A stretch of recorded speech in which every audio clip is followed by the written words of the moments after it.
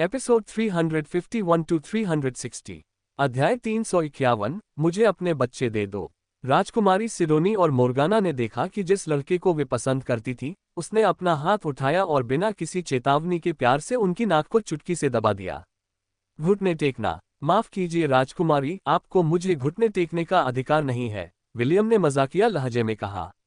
अगर मेरे प्रेमी भी मुझसे घुटने टेकने को कहें तो भी मैं नहीं झुकूंगा। मैं चरित्रवान पुरुष हूं और मेरी वफादारी पर भरोसा करना मुश्किल है।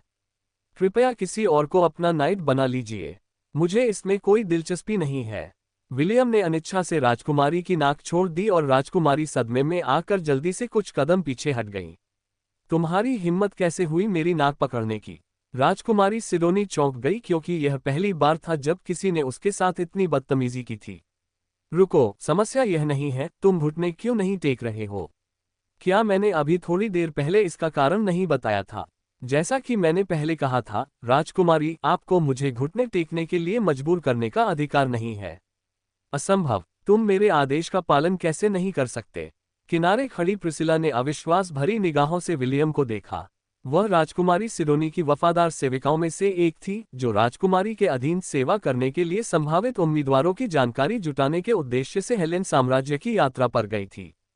प्रिसिला ने विलियम को उन उम्मीदवारों में से एक माना था जो अपनी मालकिन की सुंदरता और बुद्धिमत्ता के बराबर थे। यदि अंगोरियन नाइट ऑर्डर का कमांडर राजकुमारी सिडोनी का वफादार सेवक बन जाता तो वह हेलेन साम्राज्य में अत्यधिक प्रभाव प्राप्त कर लेती। कुछ क्षणों के लिए राजकुमारी सिडोनी को लगा कि उसकी शक्ति काम नहीं कर रही है। हालांकि मोर्गाना ने उसे आश्वस्त किया कि वह पूरी तरह से काम कर रही है।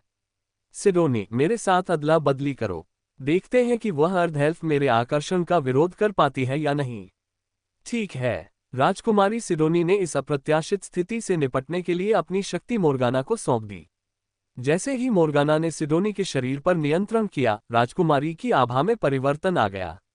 मोहक मुस्कान के साथ विलियम के पास आते ही उसकी भूरी आंखें सुनहरी चमक उठी। हाफ एल्फ की अनुमति लिए बिना ही मोर्गाना ने उसका हाथ पकड़कर अपनी छाती पर रख लिया। मैं तुम्हारे बच्चों को जन्म देना चाहती हूं, मोर्गाना ने विलियम की आंखों में प्रेम से देखते हुए कहा। मुझे अपने बच्चे दे दो। राजकुमारी सिडोनी, जो उनके माइंडस्केप के अंदर से ये सब देख रही थी, शर्म से अपना चेहरा ढक लिया। उसे उम्मीद नहीं थी कि उसकी बड़ी बहन विलियम के सामने इतनी बेशर्मी से पेश आएगी और यहां तक कि उससे अपने बच्चे भी मांगेगी।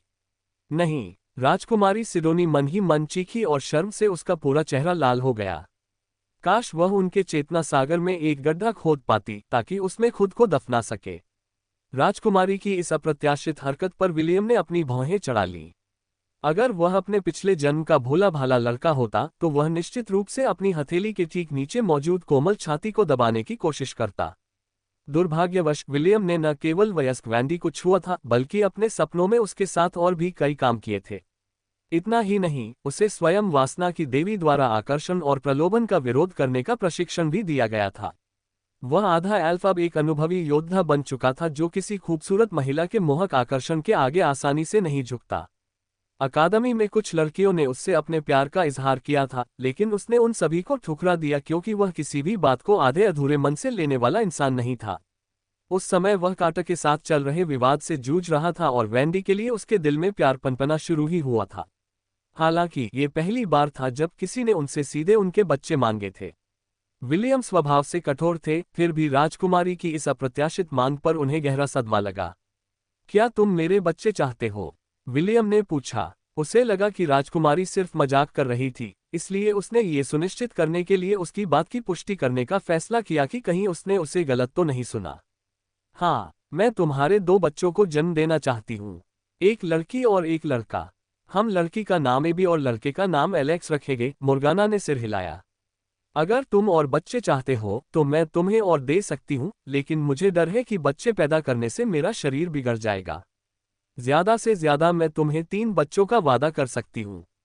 कैसा रहेगा? क्या तुम मुझे अपने बच्चे दोगे? विलियम के होठों के कोने हल्के से फड़क उठे। अगर पहले उसे यकीन नहीं था तो अब उसे पूरा यकीन हो गया था कि उसके सामने बैठी महिला सच में गंभीर थी। उसने तो अपने बच्चों के नाम तक सोच लिए थे। विलियम को यह स्वीकार करना पड़ा कि राजकुमारी एक ऐसी शख्सियत थी जिन्हें वह हल्के में नहीं ले सकते थे। चेतना के सागर में समाये राजकुमारी सिडोनी जमीन पर बैठ गई थी, आंखें बंद कर ली थी और अपने कानों को हाथों से ढक लिया था। वह बार बार यह नहीं हो रहा है और ये सच नहीं है दोहरा रही थी, मानो खुद को सम्मोहित करके यह विश्वास दिलाने की कोशिश कर रही हो कि यह सब बस एक सपना है। कुछ क्षण पहले तक वह केवल खुद को किसी गड्ढे में छिपा लेना चाहती थी। अब शर्मिंदगी से बेहोश होने के लिए वह अपना सिर दीवार पर पटकना चाहती थी। मुझे खेद है राजकुमारी। विलियम ने धीरे से लेकिन दृढ़ता से अपना हाथ उसके कोमल सीने से हटाते हुए सिर हिलाया। अभी तो मेरे 4 प्रेमी मेरा इंतजार कर रहे हैं। हालांकि मैं समझ सकता हूं कि आप मेरे बारे में कुछ हद तक गंभीर हैं, लेकिन मुझे नहीं लगता कि मैं आपकी भावनाओं का जवाब दे पाऊंगा। मोर्गाना ने अपनी भौहें उठाईं और फिर प्रिसिला को एक नज़र देखा। प्रिसिला ने तुरंत अपना सिर हिला दिया, जिसका मतलब था कि उसे विलियम के अन्य प्रेमियों के बारे में जानकारी नहीं थी। एकमात्र संभावित प्रेमिका जिसके बारे में वह जानती थी वह वेंडी थी, जो हमेशा विलियम के साथ रहती थी। उनके नाम क्या हैं? मोर्गाना ने खतरनाक स्वर में पूछा। मोर्गाना और सिडोनी को हमेशा अपनी मनचाही चीजें मिल जाती थीं और यह पहली बार था कि किसी ने उनके प्रस्ताव को ठुकराने की हिम्मत की थी। अगर लियोनेल और फ्रीसिया राज्य के लोगों को पता चल जाए कि उनकी प्यारी राजकुमारी विलियम को अपना प्रेमी बनाना चाहती है, तो वे सब मिलकर विलियम के टुकड़े टुकड़े कर देंगे ताकि उसकी जगह ले सकें। लाल बालों वाले लड़के को राजकुमारी के शब्दों में छिपी हुई जानलेवा मंशा का एहसास हो गया था। उसकी अंतरात्मा उसे बता रही थी कि अगर उसने कभी भी अपनी प्रेमिकाओं का नाम लिया, तो उसके सामने खड़ी देवदूत जैसी सुंदरी उन्हें धरती से मिटाने के लिए अपनी पूरी ताकत लगा देगी। और मुझे तो यही लगा था कि मेरे गुरु ही अकेले ऐसे हैं जो हद से ज्यादा पागल हैं। विलियम का चेहरा गंभीर हो गया जब उसने अपने सामने सुनहरी आंखों वाली उस खूबसूरत हसीना को देखा। उसे एक ऐसा दबाव महसूस हो रहा था जो उसकी शारीरिक और जादुई उपस्थिति से अलग था। वह बहुत मजबूत है, विलियम ने सोचा। यह आध्यात्मिक दबाव तो अविश्वसनीय है। विलियम ने जल्दबाजी में राजकुमारी पर अपनी मूल्यांकन क्षमता का प्रयोग किया। सिस्टम की नई सुविधाओं के अनलॉक होने के बाद उसकी मूल्यांकन क्षमता अब लोगों के बारे में कुछ जानकारी भी प्रकट करने में सक्षम थी। योजक चिन्ह। नाम सिडोनी वेल्फ्रीशिया मॉर्गन। आयु 16। जाति मानव। शीर्षक सुकुबस राजकुमारी। 7 घातक पापों में से एक जो कामवासना के पाप का प्रतिनिधित्व करता है। कीमत पर हरा नहीं सकते। आधे मिनट तक सुर्खियों में रहने के बाद कासुगोनगा एक गेंद की तरह गोल हो गया और पास की मिलेनियल चींटी की ओर दौड़ पड़ा। उसकी प्यारी फिर भी प्रभावशाली आवाज विशाल गुफा में गूंज उठी, जिससे उसे सुनने वाली सभी सैनिक चींटियां डर के मारे इधर उधर भागने लगीं। मैं आगे बढ़ रहा हूं। अध्याय 353 कामवासना का पाप। जैसे ही सुनहरी सहस्राब्दी चींटी का शरीर गुफा की दीवार से टकराया, एंथेल्म के अंदर एक दर्द भरी चीख गूंज उठी। दूसरी सहस्राब्दी चींटी का हाल भी कुछ बेहतर नहीं था। इंद्रधनुषी रंग के विध्वंसक गोले से जोरदार प्रहार लगने के बाद वह भी असहाय होकर पीछे की ओर उड़ गई। 2 सुनहरी चींटियों के बीच खड़ी मोर्गाना अचानक चौंक गई। उसने अपनी चाबुक लहराकर उस कुंडली मारे हुए जानवर पर वार करने की कोशिश की जिसे उसने पहले कभी नहीं देखा था, लेकिन वह जानवर काफी फुर्तीला था और उसने आसानी से मोर्गाना के सभी हमलों से खुद को बचा लिया। ये भी कहा जा सकता है कि कासुगोनगा ने मोर्गाना को खतरा ही नहीं माना क्योंकि उसकी युद्ध क्षमता केवल रजत श्रेणी के आसपास थी। यह एक ग्रेड डी जानवर के बराबर थी, जो इंद्रधनुषी रंग के चींटीखोर की श्रेणी से कहीं नीचे थी। विलियम ने भी इस बात पर ध्यान दिया था, इसलिए उसने मोर्गाना को नजरअंदाज कर दिया और तुरंत प्रिसिला से निपटने लगा, जो मोर्गाना के जादू के प्रभाव से अभी भी स्तब्ध थी।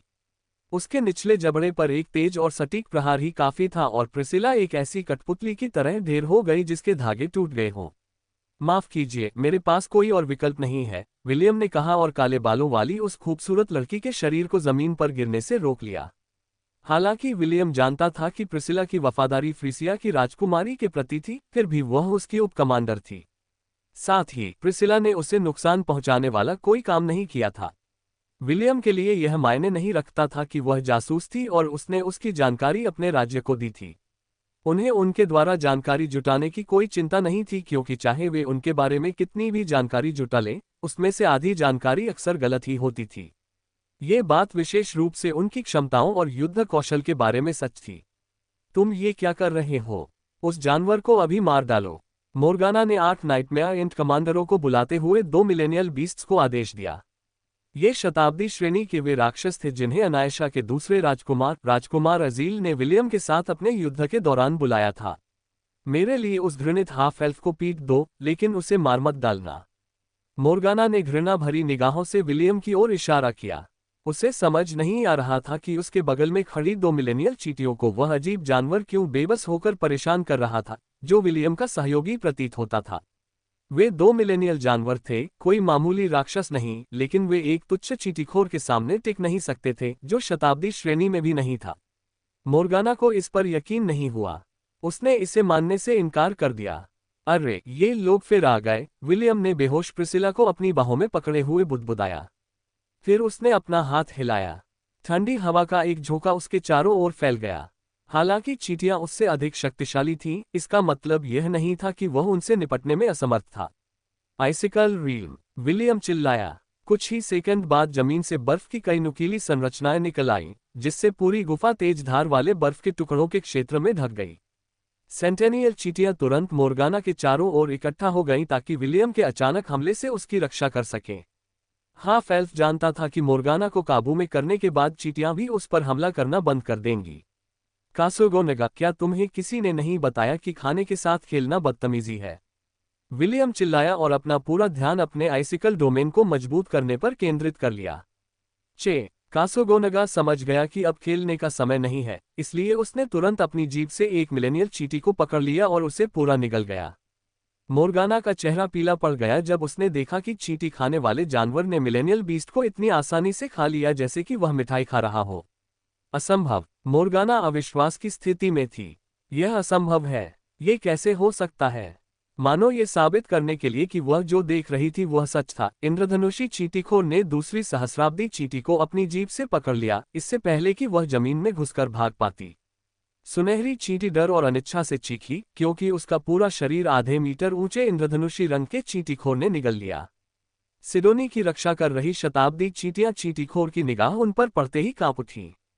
उनकी अंतरात्मा उन्हें बता रही थी कि चाहे वे कितना भी विरोध करें, कासोगोनेगा के उनके सामने प्रकट होते ही उनका भाग्य तय हो चुका था। क्या तुम अब भी जारी रखना चाहते हो? विलियम ने पूछा। मेरे इस दोस्त का स्वभाव बहुत गुस्सैल है।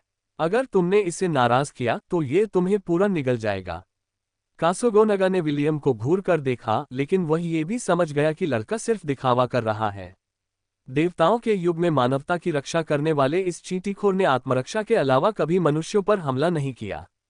ये सुनकर मोर्गाना अपना आपा खो बैठी कि चींटीखोर उसे भी निगल जाएगा। हालांकि उसे अभी भी थोड़ा संदेह था, लेकिन वह अपनी जान जोखिम में नहीं डालना चाहती थी। उसकी लड़ने की क्षमता लगभग न के बराबर थी। वह अपने पालतू जानवरों की आड़ में छिपने की इतनी आदी हो चुकी थी कि उसने कभी मोर्चे पर लड़ने के बारे में सोचा ही नहीं था। अपने जीवन में पहली बार मोर्गाना और राजकुमारी सिडोनी ने दूसरों के जीवन को नियंत्रित करने की अपनी क्षमता पर सवाल उठाया।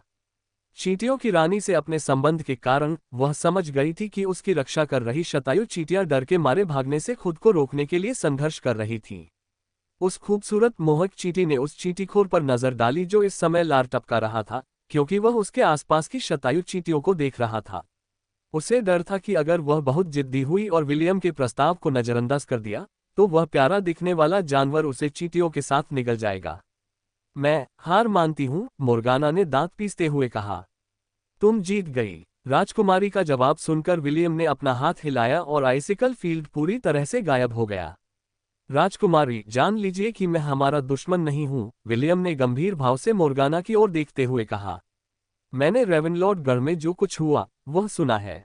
हालांकि मैं हेलन साम्राज्य का नागरिक हूं, लेकिन मैं राजकुमार के तौर तरीकों से सहमत नहीं हूं।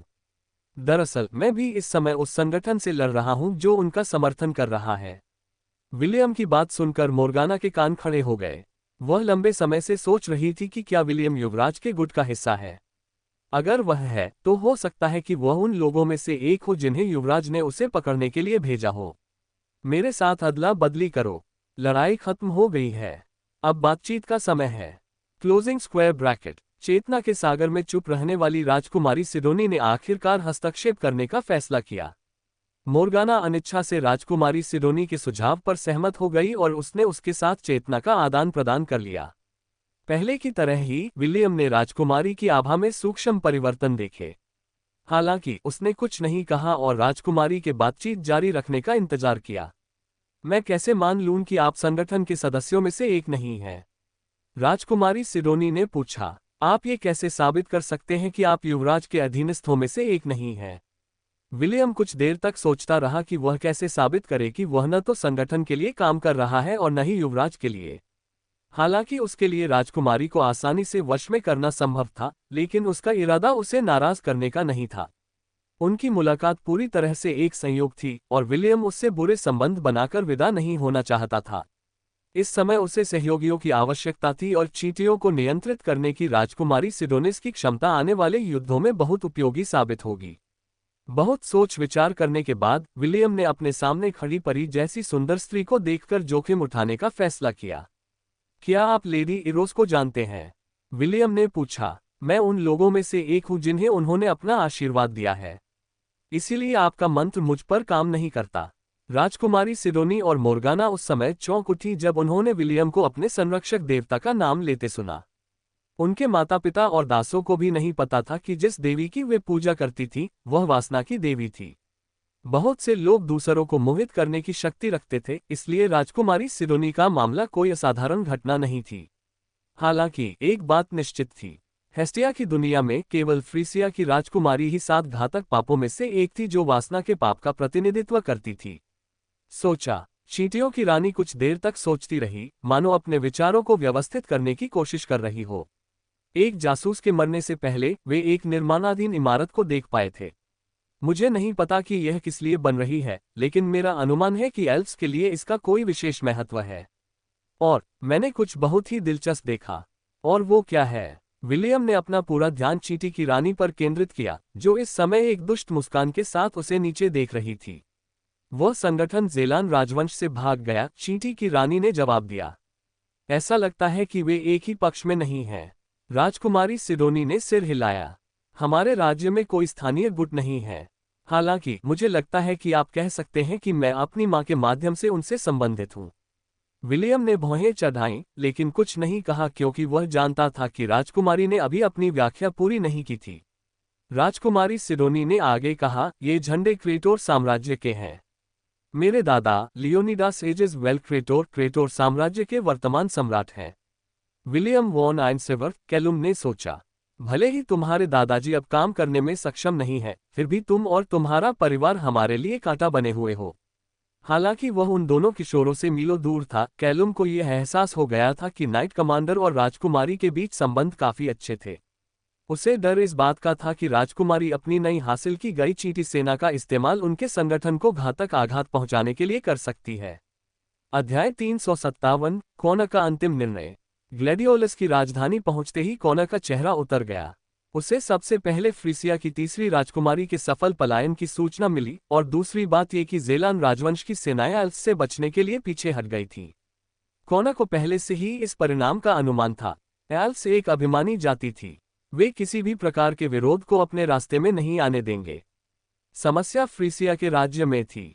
उन्हें अभी तक पूर्व में स्थित सुदूर राज्य में तैनात एजेंटों से कोई खबर नहीं मिली थी। स्वाभाविक रूप से प्रभारी अधिकारी को लंबी दूरी के संचार के लिए एक क्रिस्टल उपकरण दिया गया था। हालांकि नेता ने उसे कई दिनों से कोई सूचना नहीं दी थी।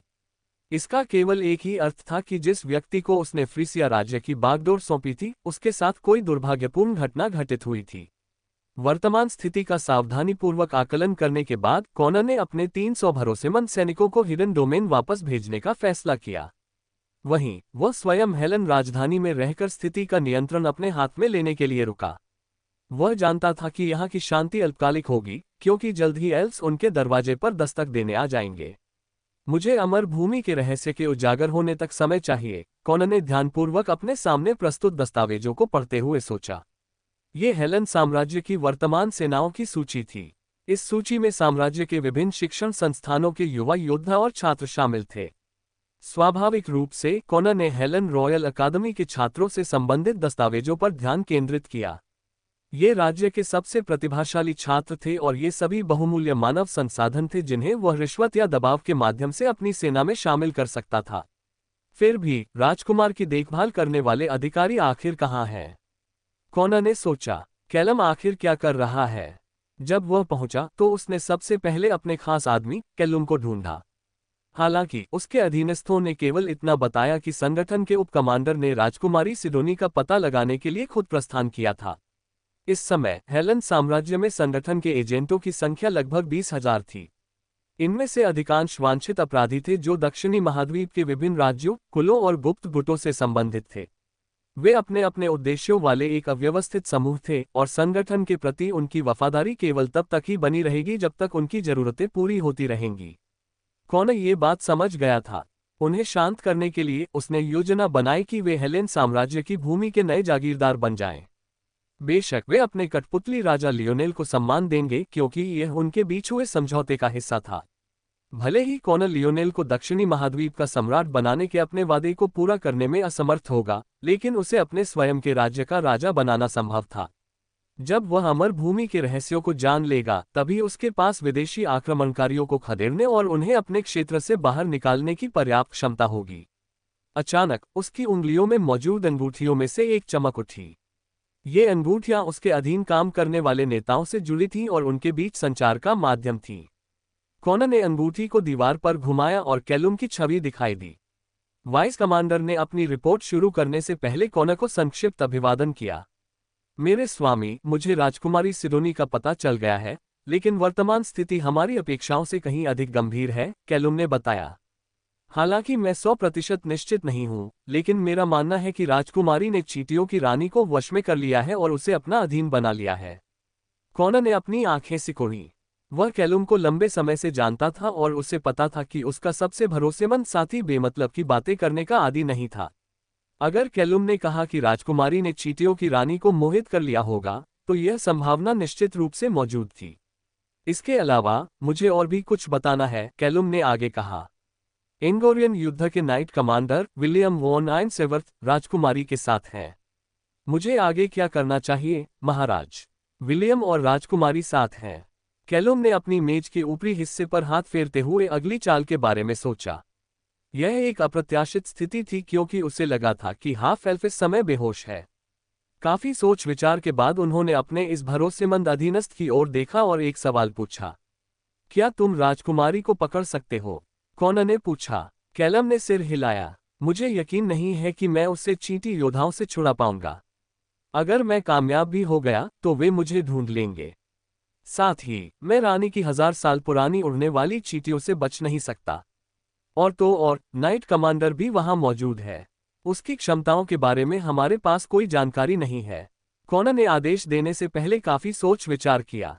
फिलहाल हेलन, राजधानी लौट जाओ। अगर पकड़े गए तो भागना बेहद मुश्किल होगा। साथ ही एक काम है जिसे मैं चाहता हूं कि तुम खुद संभालो। तुम्हारे पहुंचने के बाद मैं तुम्हें सारी जानकारी दे दूंगा। जी हाँ मेरे प्रभु। प्रोजेक्शन के गायब होने से पहले कैलुम ने जवाब दिया। कॉनर चुपचाप बैठा राजकुमारी सिडोनी और विलियम को अपने लिए काम करने के लिए मनाने के बारे में सोच रहा था। फिलहाल राजकुमारी अपने घर से दूर थी और अगर कॉनर उसे पर्याप्त लाभ देता तो उनके बीच समझौता होने की संभावना थी। विलियम की बात करें तो युवराज उससे नफरत करते हैं, लेकिन वह सेलिन का शिष्य भी है। एक उसे मरा हुआ देखना चाहता है जबकि दूसरा उसे जीवित देखना चाहता है, कॉनर ने सोचा। मैंने उन दोनों से वादा किया है कि मैं उनकी इच्छाएं पूरी करूंगा, लेकिन सेलिन के साथ हुए समझौते के कारण मैं उस लड़के को छू भी नहीं सकता। दक्षिणी महाद्वीप में स्थित संगठन के नेता को पता था कि उसे एक कठिन निर्णय लेना होगा। या तो राजकुमार लियोनेल का समर्थन करे या सेलिन से किया अपना वादा निभाए। राजकुमार ने उसे अमर भूमि की कुंजी दी थी, जबकि सेलिन ने उसे हेलन साम्राज्य की सेनाओं को कमजोर करने के लिए विषैले धुएं का उपयोग करने का साधन दिया था। इतना ही नहीं, कृत्रिम महासैनिकों पर किया गया शोध, जिसके परिणामस्वरूप विशालकाय ट्रोलहाउंड का जन्म हुआ, वह शोध था जिसे सेलिन ने कई साल पहले शुरू किया था। दुर्भाग्यवश उसने इसे बीच में ही छोड़ दिया। इससे संगठन को भारी परेशानी हुई और उनके पास इस परियोजना को किसी अन्य विद्वान को सौंपने के अलावा कोई विकल्प नहीं बचा ताकि वह उसके शोध को आगे बढ़ा सके। सच कहूं तो कॉनर विलियम के लिए मुश्किलें खड़ी नहीं करना चाहता था। आखिरकार वे दोनों ही आधे एल्फ थे। वह जाति जिसे एल्फ जाति ने तिरस्कृत कर दिया था और अपमान की तरह व्यवहार किया जाता था। फिर भी वह दूरदृष्टि रखने वाला व्यक्ति था। अमर भूमि में अनगिनत संभावनाएं छिपी थीं। उसे बस अपने आदमियों को उस क्षेत्र का पता लगाने और उसमें छिपे रहस्यों को उजागर करने के लिए भेजना था। मुझे लगता है कि मैं विलियम से व्यक्तिगत रूप से बात करने का काम राजकुमार को ही सौंप दूंगा। कॉनर ने आखिरकार अपना फैसला कर लिया। जब तक मैं इसमें हिस्सा नहीं लेता, सेलिन संगठन के प्रति वफादार रहेगी। कौन जानता था कि सेलिन को अपना दुश्मन बनाने की तुलना में उसे सहयोगी के रूप में रखना कहीं बेहतर था। योजक चिन्ह। ब्लेड वाइवरन आकाश में उड़ता हुआ हेलन साम्राज्य के उत्तरी क्षेत्रों की ओर मुड़ गया। लोंट लौटने से पहले विलियम किरिंटोर पर्वत के अर्धदेव ताकाम से बात करना चाहता था और उनसे उस जादू को तोड़ने के बारे में सलाह मांगना चाहता था जिसने वयस्कों को क्रिस्टल की मूर्तियों में बदल दिया था। पिछली बार जब वे मिले थे तब उस अर्धदेव ने कहा था कि वे दोनों, जब आकाश गिरेगा तब फिर से मिल सकते हैं।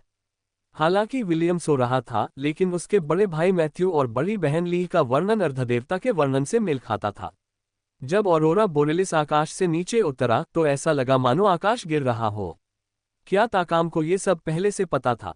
विलियम ने सोचा। अगर हाँ, तो उसने इसके बारे में कुछ क्यों नहीं किया? विलियम गहरी सोच में डूबा हुआ था और उसने ध्यान नहीं दिया कि राजकुमारी सिडोनी और मोर्गाना उसके वर्तमान चेहरे के भावों को ध्यान से देख रही थी। एक रणनीतिकार के रूप में राजकुमारी सिडोनी अधिक जानकारी जुटाना चाहती थी ताकि वह विलियम की कमजोरी का पता लगा सके। मोर्गाना भी यही कर रही थी, लेकिन उसके इरादे नेक नहीं थे। डार्लिंग गंभीर मुद्रा में बहुत ही आकर्षक लगता है। उद्धरण अल्पविराम उद्धरण। शायद मुझे उसके खाने पीने में कामोत्तेजक पदार्थ मिला देना चाहिए ताकि मैं आज रात उस पर हमला कर सकूं। उद्धरण अल्पविराम उद्धरण। राजकुमारी सिडोनी ने मन ही मन आह भरी। उसने कभी नहीं सोचा था कि आमने सामने की टक्कर में विलियम से हारने के बाद उसकी बड़ी बहन उस पर इस कदर फिदा हो जाएगी। उसकी मजबूत और भरोसेमंद बहन की छवि तो कब की गायब हो चुकी थी और उसकी जगह एक ऐसी लड़की की छवि आ गई थी जो उस खूबसूरत लाल बालों वाले लड़के के साथ बच्चे पैदा करने की बातें करती रहती थी। इसी कारण उसने मोर्गाना को अपने शरीर पर कब्जा करने से रोकने का फैसला किया। राजकुमारी सिडोनी को डर था कि अगर मोर्गाना अपनी मनमानी करने में कामयाब हो गई तो वह विलियम पर सोते समय हमला कर देगी। राजकुमारी सिडोनी की चाहत सच्चा प्यार पाना था, न कि बच्चे पैदा करने में लिप्त होना। उन्होंने विलियम को अपने भावी प्रेमी के रूप में पहचान लिया था। हालांकि वह उस लड़के के बारे में और अधिक जानना चाहती थी। विलियम की अन्य प्रेमिकाओं की बात करें तो राजकुमारी को उनकी कोई चिंता नहीं थी। उनका मानना था कि अगर वह विलियम को आधिकारिक तौर पर अपना प्रेमी बनाने का फैसला कर ले तो वह सभी प्रतिस्पर्धाओं को पार कर सकती है। एक रणनीतिकार के रूप में उसे अपनी लड़ाई जीतने की क्षमता पर पूरा भरोसा था। एकमात्र समस्या ये थी कि प्रेम के युद्ध क्षेत्र में यह उसका पहला अनुभव था। राजकुमारी सिडोनी और मोर्गाना जल्द ही समझ जाएंगी कि उन्होंने जिस व्यक्ति को चुना है उसकी पसंद बहुत ही असामान्य है, जिससे वे दोनों पुरुषों के मामले में अपनी खुद की पसंद पर सवाल उठाने लगेंगी। Show menu. Read novel online full novel bin. Novel reincarnated with the strongest system chapter 358. We will be waiting for you at the peak of divinity. Reincarnated with the strongest system. C358. We will be waiting for you at the peak of divinity. Chapter 358. We will be waiting for you at the peak of divinity. Will. As soon as William stepped out of the flying carriage, Ian immediately gave him a hug. Ian had been waiting for William's arrival ever since the red-headed boy told her that he would go to the northern regions to meet with the demigod of the Kirinta Mountains. The journey took 6 days because the distance from the ant colony to the northern edge of the Helen Kingdom was quite far. William had spent almost a week in the ant colony before traveling towards the northern regions. In the 12 days that they were apart, the two had kept in touch with each other. Ian was quite worried because during those 12 days she hadn't been able to continue the recovery of William's spiritual world. Although the half-elf sea of consciousness was recovering at a decent pace, Ian still wanted to speed up the healing by being there to act as medium. Also, it is the only place where she could face William in her true form. Ian didn't want to admit it, but those moments when the two of them were alone in William's damaged world were the moments she looked forward to the most. Did you miss me? William asked with a smile as he returned Ian's hug. Yes, Ian replied as she looked at William with a gentle gaze. Princess Sidonie, who had also stepped out of the flying carriage, saw everything. Her jaw almost dropped when she saw how intimately the two boys were hugging. Morgana, who was inside Princess Sidonie's mindscape, also had the same expression. This. Could it be? Closing square bracket. And no, don't say it. Wait. This is the only explanation I can think of as to why Darling didn't bat an eye when I placed his hand S on my chest. So, this is the reason. It's because of him. Closing square bracket. Princess Sidonie wanted to shout that it was her chest that William had touched and not Morgana's. Even so, the situation in front of her made her completely unable to retort to her panicking other half. There has to be another reason, Princess Sidonie said as she tried to calm her emotions. Don't forget Wendy. Based on our investigation, she is Sir William's not-so-secret lover. We can't deny the fact that the two of them really look that way. She even kissed him during the party back at the palace. Why, you're right. Morgana grabbed Princess Sidonie's argument like it was her last lifeline. While still hugging William, Ian glanced at the veiled princess who was looking back at William and him. Ian didn't like the fact that William had spent 12 days with the princess who was said to be an angelic beauty. Although she knew that William was not someone who picked up beautiful girls left and right, she still wasn't able to stop herself from feeling jealous. Ian rested her chin on William's shoulder and gave the princess a sweet smile. It was a smile that screamed, "He's mine." FCK off, B Tarankan TCH. Morgana almost spat blood from within their mindscape because her understanding of the handsome half-elf had done a complete reversal. With just a glance, she and Princess Sidonie could tell that William wasn't acting. The half-elf seemed to enjoy Ian's show of affection and it made the two of them question their taste in men. Sidonie, did we make a mistake? Closing square bracket. Uddharan Alpiram Uddharan. William was unaware that Princess Sidonie and her other half were questioning their standards in men. Fortunately, William was the first to pull back from the hug and introduce Ian to the princess, who suffered from culture shock. "Ian, you already know Princess Sidonie," William said with a smile. "Princess, this is Ian. He is part of my personal night order." Ian extended his hand towards the princess and the latter subconsciously raised her hand to firmly grip the hand that was extended to her. "It's a pleasure to meet you, Princess Sidonie," Ian said. "Likewise," Princess Sidonie replied. The handshake only lasted for a brief moment, but the two stared daggers at each other. Ian could tell that the princess was somehow interested in William, so she decided to do everything in her power to prevent the two of them from getting close.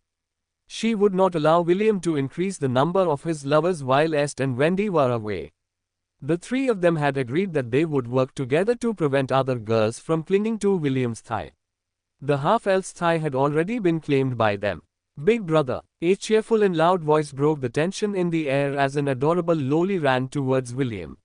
When she was within range, Brianna jumped towards William's chest with outstretched arms. William hurriedly caught the little loli in order to prevent her from getting injured. He then spun her round and round, making Brianna giggle about his ability to go with the flow. "I missed you, big brother," Brianna said as she looked up at William with upturned eyes. "Is Ernest looking at us?" "I missed you too, Brianna," William replied with gentle eyes. "Yes, he is now on his way here and his face reeks of jealousy." "Good job." The two conspirators gave each other a wink as they continued to hug, making the youngest prince of the Helen Kingdom extremely jealous. "Sir William, I think it's about time that you let go of my fiancé," Prince Ernest stated. "I thought that I made it clear last time that I know that what both of you are doing is just an act to make me jealous. Please, stop it. Big sister, stop bullying me." William sighed and patted Brianna's head. He just couldn't help but feel playful whenever he was around Brianna. For William, Brianna was the closest to the little sister that he never had. Whenever they were together, he just wanted to pamper her and spoil her rotten. This was different from how he treated his adorable cousin, Eve. For William, the two of them were precious. One was his family member, the other a non-blood related little sister. If possible, he wanted both of them to live carefree and happy lives away from the struggles of war.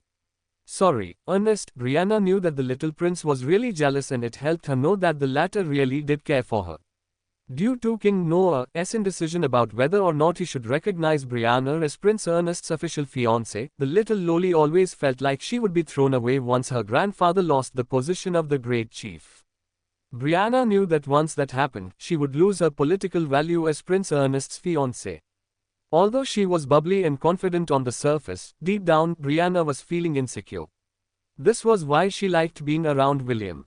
The handsome half-elf didn't care if she was a princess or just an ordinary girl. She could feel his sincere familial feelings for her and they made her feel safe and secure by his side. Sometimes she wondered if she had met William before she had met Prince Ernest, perhaps. Brianna sighed internally and locked those feelings in the depths of her heart. She was still young and would know the answer when she had grown up a bit more. For now, she was happy to be by Ernest's side, knowing that the young prince truly cared for her as well. Sir William, how is the capital? Prince Ernest inquired. Is His Majesty safe? Prince Ernest was aware that all the adults had turned into crystal statues because Simon, the dean of the academy, had also become a statue a few days after they arrived in the Kirinta Mountains. The great chief had received them warmly, but he too turned into a crystal statue when the aurora borealis descended from the sky. No adults in the northern regions were spared from the continental spell. Right now, the one taking charge of all of the tribes was none other than Brianna. In the absence of the great chief, her father, mother, and uncle, Brianna was the highest authority among the northern tribes. She was now currently the great chieftain and was doing her best to ensure that the tribes would be able to function. Fortunately, the northerners were both warriors and hunters. Just like every strong faction in the continent, the tribes didn't lack prodigies who stood out from among the rest. These prodigies were currently working hand in hand with the survivors of their own tribes to provide food and security to their people. I welcome your return to the Kirinta Mountains, a female voice said as a blue portal appeared in front of William. The oracle that served the demigod of the northern regions appeared. William was surprised because the oracle hadn't been affected by the continental spell. This made him affirm that the king of goats had already known that this was going to happen and had sheltered his oracle in order to prevent her from being turned into a crystal statue. Lady Brianna, you are doing a fine job in leading the survivors, the oracle said with a smile. Our lord is very satisfied with your management. He told me to tell you that you have his blessings and may you continue to strive to ensure that the tribes will continue to thrive despite the hardships that we are currently facing. Brianna bowed respectfully to the oracle with her hands pressed over her chest. My sovereign's will is my will. I will serve according to His Excellency's wishes. The oracle gave Brianna a nod of approval before returning her attention to the red-headed boy who had come all this way to meet with her master. Please come and visit the first peak in 2 days, the oracle stated. My lord is currently busy and he will see you at the promised date. The oracle turned towards the portal, but she stopped before taking a step inside it. The wind may blow, but the ice will never melt, the oracle said softly. We will be waiting for you, Sir William, at the peak of divinity.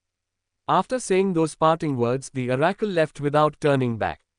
The blue portal disappeared and William sighed in his heart. He had wanted to meet with Tuckum that very day, but the oracle said that the demigod was busy. I guess I will have to wait 2 days before I see him, William thought as he allowed himself to be dragged towards the lodging that was prepared for him by Ian. The two of them had been separated from each other for too long and the mermaid was dying to have a tryst with William in a world that was meant solely for the two of them. Contact Toss Chapter 358, we will be waiting for you at the peak of divinity.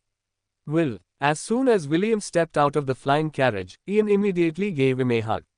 Ian had been waiting for William's arrival ever since the red-headed boy told her that he would go to the northern regions to meet with the demigod of the Kirinta Mountains. The journey took 6 days because the distance from the ant colony to the northern edge of the Helen Kingdom was quite far. William had spent almost a week in the ant colony before traveling towards the northern regions. In the 12 days that they were apart, the two had kept in touch with each other. Ian was quite worried because during those 12 days, she hadn't been able to continue the recovery of William's spiritual world. Although the half-elf sea of consciousness was recovering at a decent pace, Ian still wanted to speed up the healing by being there to act as medium. Also, it is the only place where she could face William in her true form.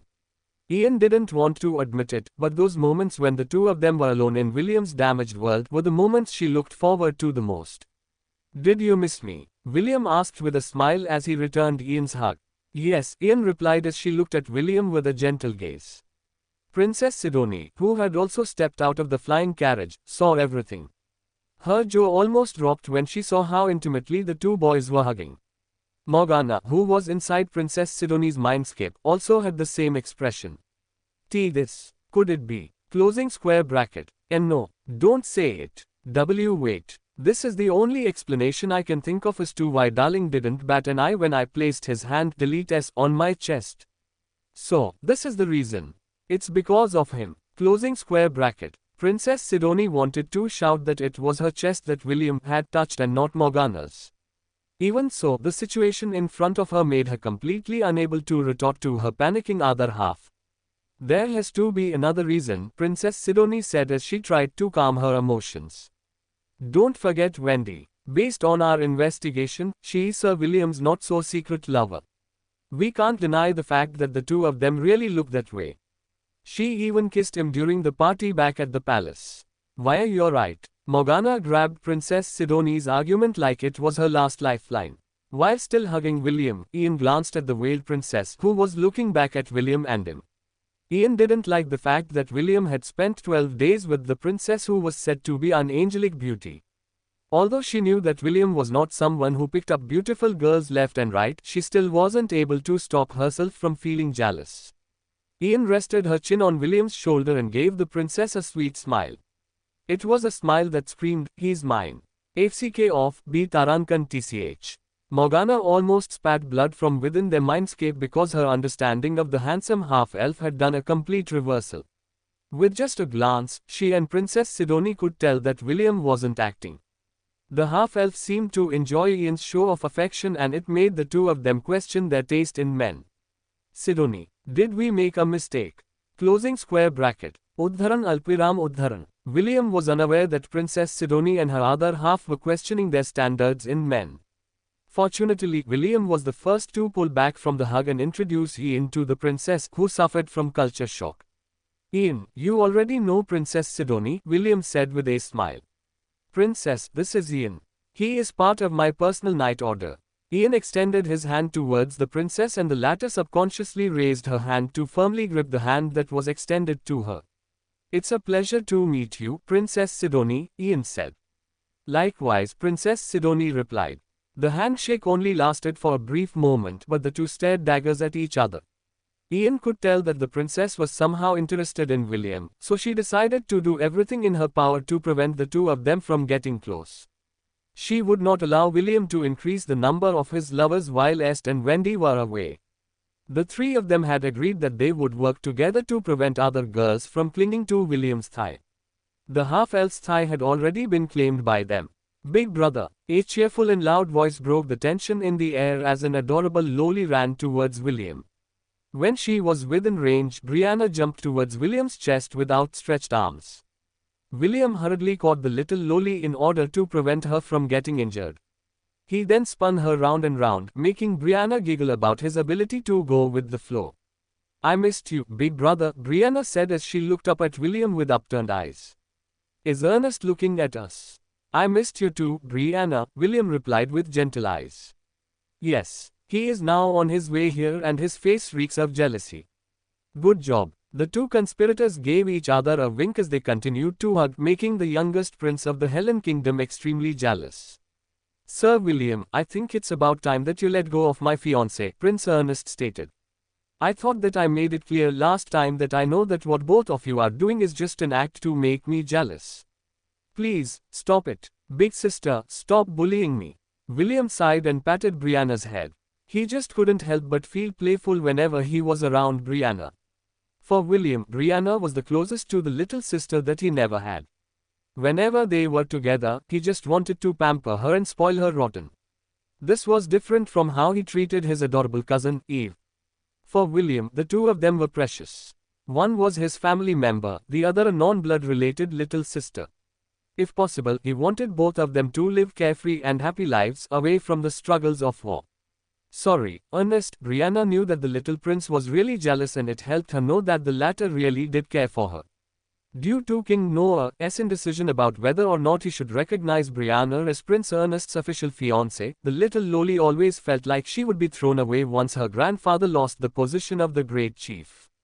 Brianna knew that once that happened, she would lose her political value as Prince Ernest's fiancée.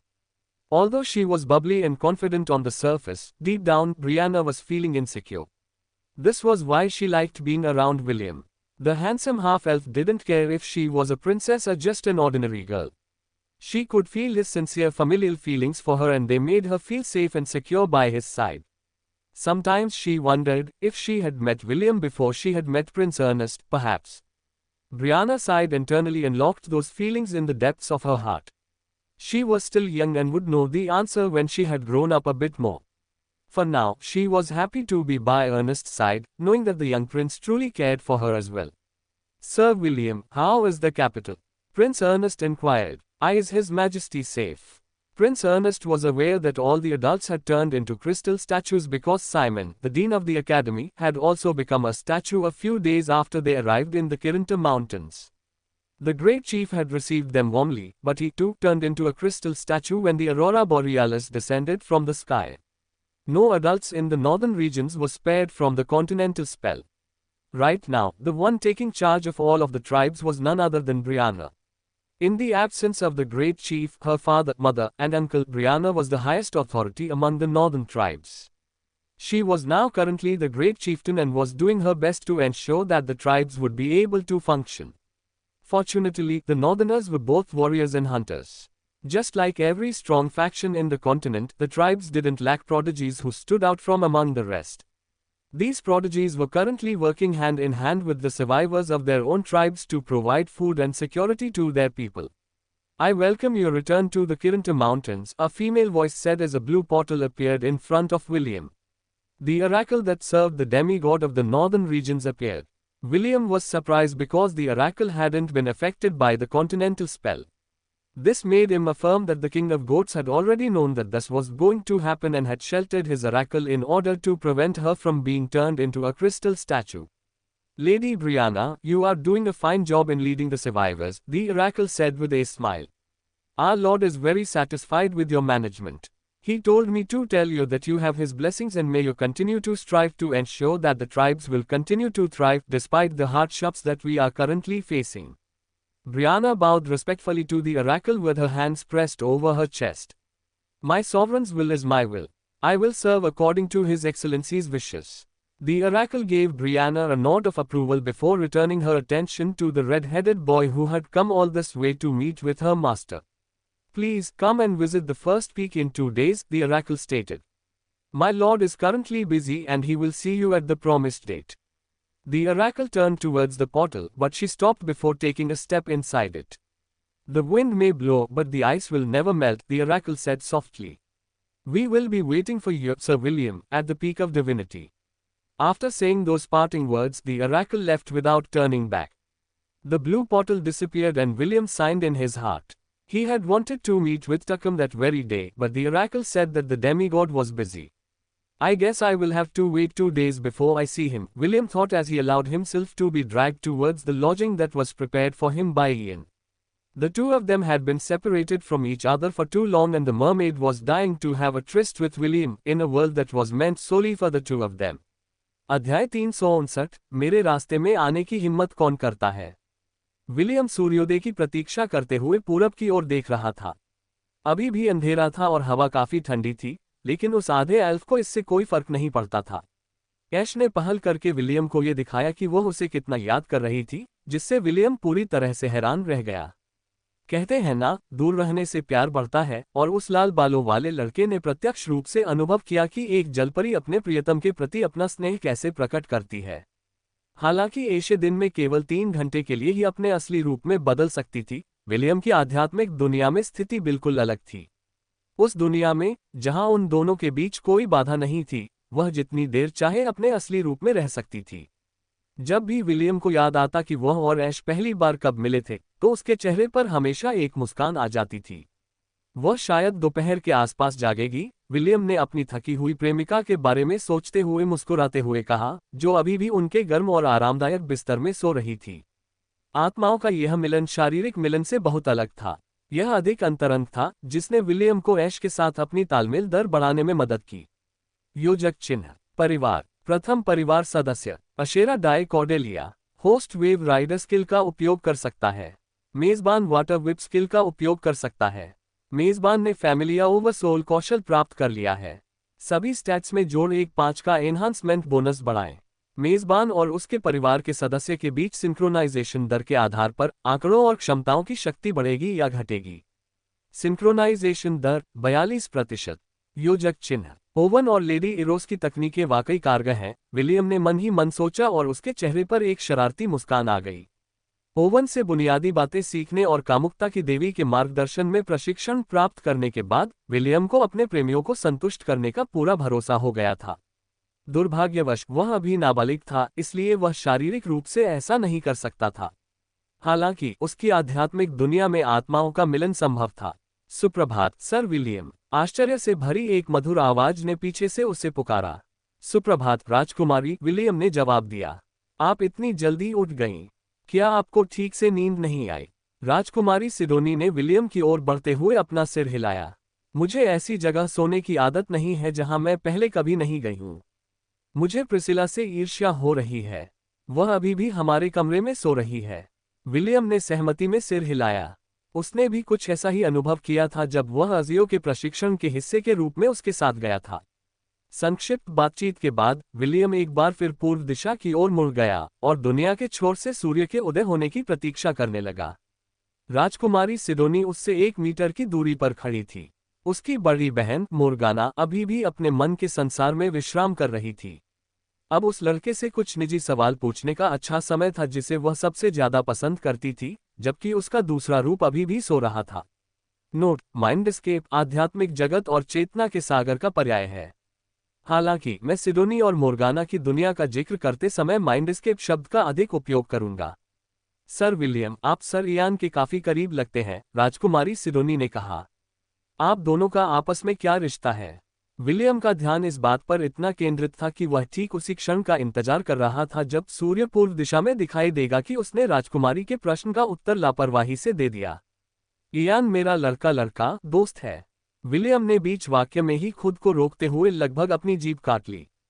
हम दोनों दोस्त हैं। राजकुमारी सिडोनी ने William के बोलने में अचानक आए विराम को देखा और आगे पूछताछ करने का फैसला किया। राजकुमारी सिडोनी ने टिप्पणी की, आप दोनों दोस्ती से कहीं ज्यादा करीबी लग रहे थे। एक पल के लिए तो मुझे लगा कि आप दोनों प्रेमी हैं। हा, ये कैसे संभव हो सकता है? विलियम भले ही राजकुमारी सिडोनी की बातों पर खुश दिख रहा हो, लेकिन अंदर ही अंदर वह पसीने से तरबतर हो रहा था। लगभग 2 सप्ताह तक ऐश से अलग रहने के कारण वह पूरी तरह से भूल गया था कि जब वे दोनों सार्वजनिक रूप से हों तो उसे किसी भी प्रकार की अंतरंगता नहीं दिखानी चाहिए। आप बहुत ज्यादा सोच रही हैं, राजकुमारी, विलियम ने कहा। राजकुमारी सिडोनी ने सिर हिलाया। वह अभी भी थोड़ी संशय में थी, इसलिए उसने एक और सवाल पूछने का फैसला किया। लेडी वेंडी के साथ आपका क्या रिश्ता है? वह मेरी प्रेमिका है। तो तुम मानते हो कि वह तुम्हारी प्रेमिका है? सिडोनी ने पूछा। बेशक, विलियम ने बेफिक्री से जवाब दिया। उसके मन में उस खूबसूरत सुनहरे बालों वाली लड़की की छवि कौंध गई, जिसे वह जागते हुए छेड़ता था और जो सपनों में उसे पीटती थी। काश वो यहाँ होती। विलियम के प्रेम और लालसा से भरे शब्दों को सुनकर राजकुमारी सिडोनी को राहत के साथ साथ सीने में हल्का दर्द भी महसूस हुआ। राहत इसलिए मिली क्योंकि उसे यकीन हो गया था कि जिस लड़के को वह पसंद करती थी, उसकी दिलचस्पी सिर्फ लड़कियों में थी, और दर्द इसलिए भी हुआ क्योंकि वेंडी भले ही उसके साथ नहीं थी, फिर भी वह उसके बारे में सोचता था। स्नेह के इस प्रदर्शन से उसे ऐसा महसूस हुआ जैसे उसके दिल में कुछ चुभ रहा हो, जिससे उसे दर्द हो रहा था। वह बहुत भाग्यशाली लड़की है, राजकुमारी सिडोनी ने धीरे से कहा। विलियम ने अपने बगल में खड़ी राजकुमारी की ओर देखते हुए सिर हिलाया। मैं भाग्यशाली हूं कि वह मेरे जीवन में है। ठीक इसी क्षण पूर्व दिशा से सूर्य उदय हुआ और उसकी रोशनी अर्धएल्फ की पीठ पर पड़ी। राजकुमारी सिडोनी ने उस सुंदर लड़के को देखा जिसके बाल आग की लपटों की तरह लाल थे और आंखें निर्मल और चमकदार थीं। सूर्य की सुनहरी रोशनी में वह एक खूबसूरत चित्र के पात्र की तरह लग रहा था। राजकुमारी सिडोनी अपने बेतहाशा धड़कते दिल को रोक नहीं पाई, क्योंकि उस संक्षिप्त क्षण में विलियम के प्रति उनका आकर्षण और भी बढ़ गया था।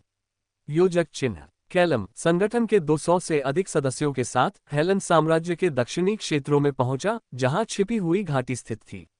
अपने आगमन के बाद उसने केवल 1 दिन आराम किया था और फिर कॉनर के सीधे आदेश का पालन करने के लिए निकल पड़ा।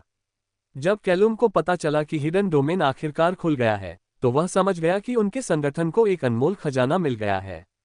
हालांकि वह राजकुमारी सिडोनी की अगली कार्रवाई को लेकर चिंतित था, लेकिन गुप्त क्षेत्र ही वह मुख्य कारण था जिसके लिए उन्होंने महाद्वीपीय मंत्र तैयार किया था।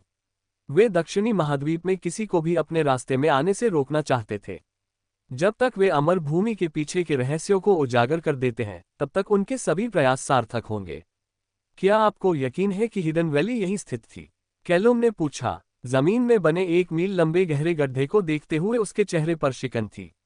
जी हाँ, यकीन मानिए, उप कमांडर कॉनर के साथ राजधानी लौटे लोगों में से एक हकलाते हुए बोला। मैं कसम खाता हूं कि हिडन वैली यहीं स्थित थी।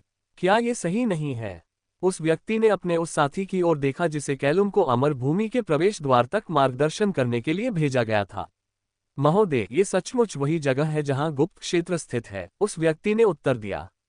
लेकिन जब हम इसे छोड़कर गए थे तब यह ऐसा नहीं था। ऐसा लगता है जैसे पूरी घाटी को जमीन से खोदकर निकाल दिया गया हो। कैलम ने आह भरी और अपनी स्टोरेज रिंग से एक लाल रत्न निकाला जो एक वयस्क के हाथ जितना बड़ा था।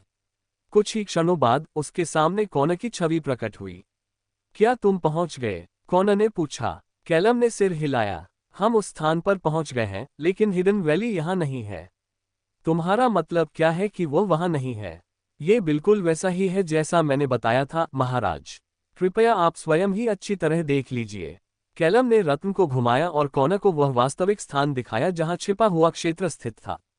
सूर्योदय को 3 घंटे हो चुके थे, इसलिए आसपास का दृश्य देखने के लिए पर्याप्त रोशनी थी।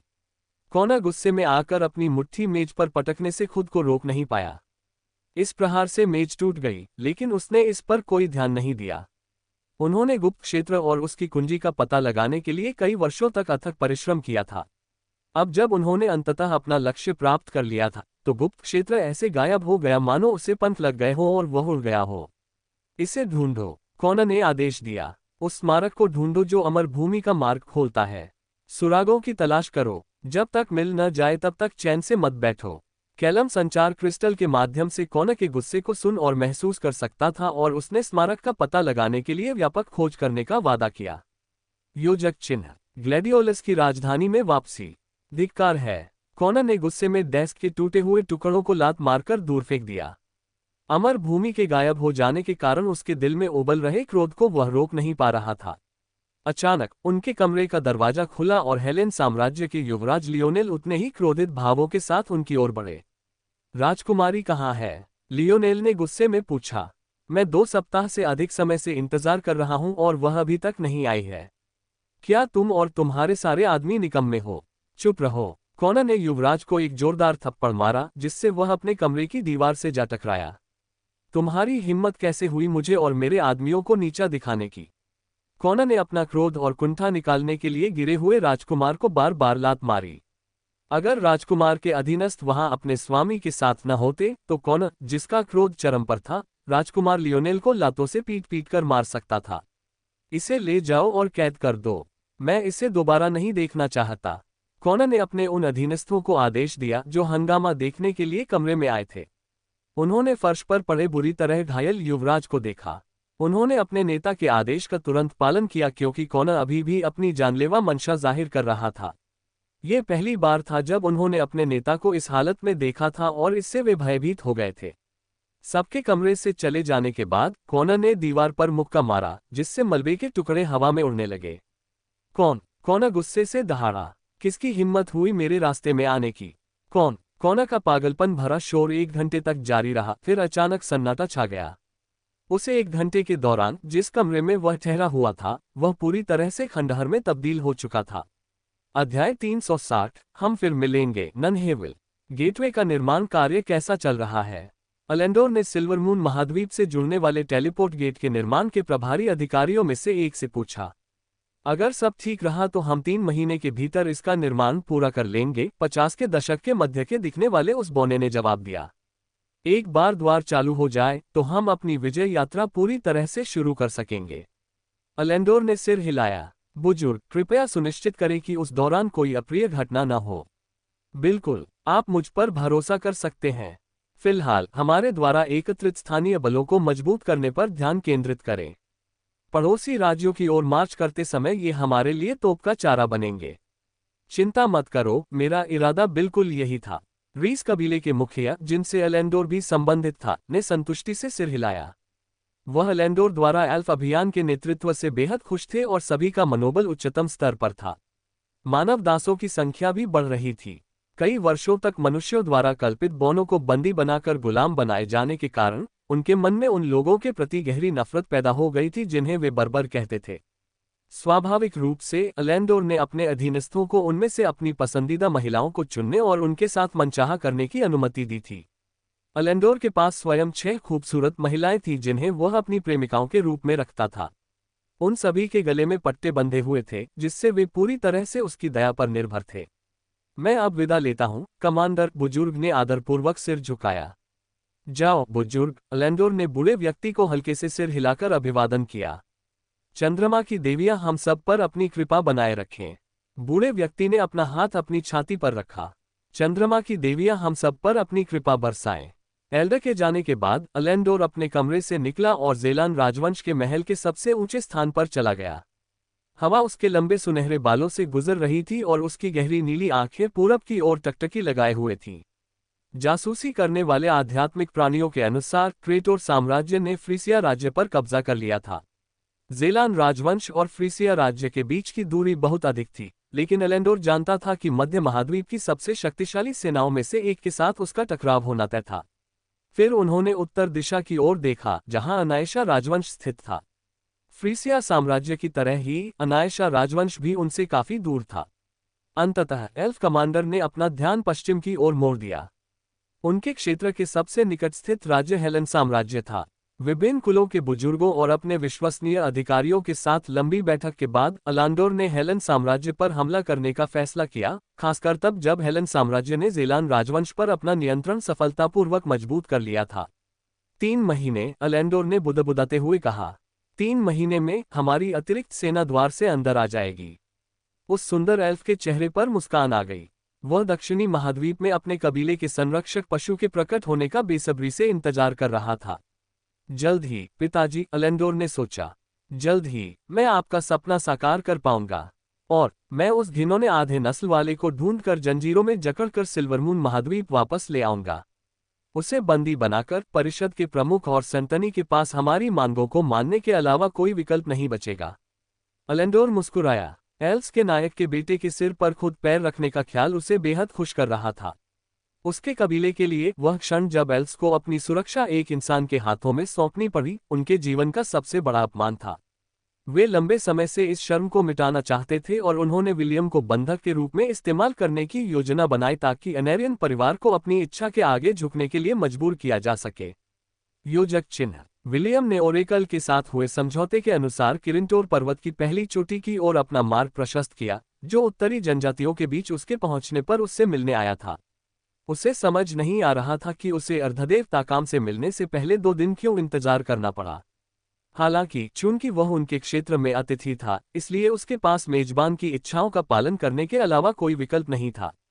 इस बार उन्हें अकेले यात्रा करने के लिए कहा गया था। विलियम को यह अनुरोध अजीब नहीं लगा, क्योंकि लोगों को साथ लाने से उसके आने के उद्देश्य में कोई सहायता नहीं मिलती। आधे दिन की यात्रा के बाद विलियम आखिरकार एक सीढ़ी पर पहुंचा जो बर्फ से ढके एक महल की ओर जाती थी, जो किरिंटोर पहाड़ों के भीतर गहराई में छिपा हुआ था। सीढ़ियों के बिल्कुल शीर्ष पर उत्तरी क्षेत्रों की एकमात्र भविष्यवक्ता ओलिविया खड़ी थी। स्वागत है श्री विलियम, ओलिविया ने अभिवादन किया। मास्टर आपका इंतजार कर रहे हैं। विलियम ने सिर हिलाया और ओलिविया को आगे चलने दिया। दोनों महल के खाली गलियारों से गुजरते हुए सिंहासन कक्ष के द्वार पर पहुंचे। मैं यहीं तक जाऊंगी सर विलियम, ओलिविया ने मुस्कुराते हुए कहा। महामहिम से आपकी मुलाकात फलदायी हो। ये शब्द कहने के बाद ओलिविया विलियम को वहीं छोड़कर चली गई। उसे अभी भी कुछ काम करने थे, जो उस अर्धदेवता की इच्छा भी थी जिसकी वह सेवा करती थी। विलियम ने द्वार खोलने से पहले खुद को शांत करने के लिए कुछ गहरी सांसें लीं। पिछली बार की तरह ही सिंहासन कक्ष घने सफेद कोहरे से ढका हुआ था। जैसे ही द्वार उसके पीछे चुपचाप बंद हुए, हाफ एल्फ आगे बढ़ा। 1 मिनट बाद कोहरे के बीच एक साफ जगह दिखाई दी, जिसमें 3 मीटर ऊंची एक बकरी सिंहासन पर बैठी हुई थी और उसके चेहरे पर एक मनोरंजक भाव था। हम फिर मिल रहे हैं नन्हे विल, ताकाम ने मजाकिया अंदाज में कहा। यह बहुत दुर्भाग्यपूर्ण है कि जब आसमान गिरा तब तुम सो रहे थे। वह इतना शानदार नजारा था कि शायद तुम्हारे जीवन काल में दोबारा न देखने को मिले। ये सचमुच अफसोस की बात है कि तुम उसे देख नहीं पाए। विलियम ने अपना सिर खुजाया क्योंकि उसके पास उस अर्धदेव के मजाक का कोई जवाब नहीं था। महाद्वीपीय मंत्र सक्रिय होने के समय वह बेहोशी की हालत में था, इसलिए वह इस जीवन में एक बार होने वाली घटना की एक झलक भी नहीं देख पाया था।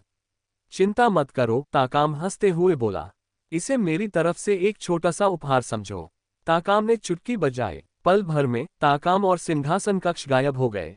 विलियम ने खुद को लोंट की पहाड़ी पर खड़ा पाया, जहां वह सूर्योदय देखा करता था। अचानक एक जोरदार उपहासपूर्ण हंसी सुनाई दी और आकाश में एक विशाल लाल खोपड़ी प्रकट हुई। विलियम ने प्रकाश के कई स्तंभों को आकाश की ओर उठते देखा। कुछ ही क्षणों बाद प्रकाश के छोटे छोटे कण उस विशाल लाल खोपड़ी के चारों ओर एकत्रित हो गए। कुछ ही देर में खोपड़ी का हंसना बंद हो गया और उसने युद्ध के मैदान में मारे गए लाखों लोगों की आत्माओं को निगलने के लिए अपना मुंह खोल दिया। 1 मिनट बाद लाल खोपड़ी के माथे से लाल रंग की रोशनी की एक किरण आकाश की ओर निकली। मानो उसी क्षण का इंतजार कर रही हो, पश्चिम से प्रकाश की एक सुनहरी किरण आए और लाल खोपड़ी से आने वाली लाल किरण से टकरा गई। दो अलग अलग रंगों की किरणें आपस में लिपट गईं, जिससे बैंगनी रंग की ऑरोरा बोरेलिस उत्तरी प्रकाश की एक रोशनी का निर्माण हुआ। जैसे ही बैंगनी आकाश धरती की ओर उतरा और धरती को अपने रंगों से सराबोर कर दिया, विलियम के रोंगटे खड़े हो गए। विलियम ने अपनी आंखें ढक ली जब ऑरोरा उस पर छा गया। हालांकि वह जानता था कि वह जो देख रहा है वह वास्तविक नहीं है, फिर भी उसकी सहज प्रवृत्ति के कारण उसका शरीर अनजाने में हिल गया। कुछ क्षणों के बाद विलियम को होश आया। वह एक बार फिर सिंहासन कक्ष में था और किरनटोर पर्वतों पर शासन करने वाले अर्धदेवता की उपस्थिति में था। मैंने तुमसे कहा था कि जब आसमान गिर जाएगा तब हम फिर मिलेंगे, ताकाम ने गंभीर भाव से कहा। युवक, हम दोनों को बहुत सी बातें करनी हैं। विलियम ने ताकाम की ओर मुड़कर कहा, महामहिम, आप तो जानते ही हैं कि मैं यहाँ क्यों आया हूँ। क्या आप इस महाद्वीप पर फैले अभिशाप को दूर करने में मेरी मदद कर सकते हैं? ताकाम ने अपने दाहिने हाथ की हथेली से अपने चेहरे के एक तरफ को सहारा दिया और विलियम को मनोरंजक ढंग से देखा। यह अभिशाप महत्वहीन है, ताकाम ने उत्तर दिया। इस अभिशाप को दूर करने के लिए आप कुछ नहीं कर सकते, लेकिन ये सर्वशक्तिमान भी नहीं है। ज्यादा से ज्यादा आपको बस 2 साल इंतजार करना होगा, जिसके बाद अभिशाप का असर खत्म हो जाएगा। तब तक वे सभी लोग जो मूर्तियों में बदल गए हैं, एक बार फिर अपनी स्वतंत्रता प्राप्त कर लेंगे। अर्धदेव की व्याख्या सुनने के बाद विलियम को राहत और निराशा दोनों महसूस हुई।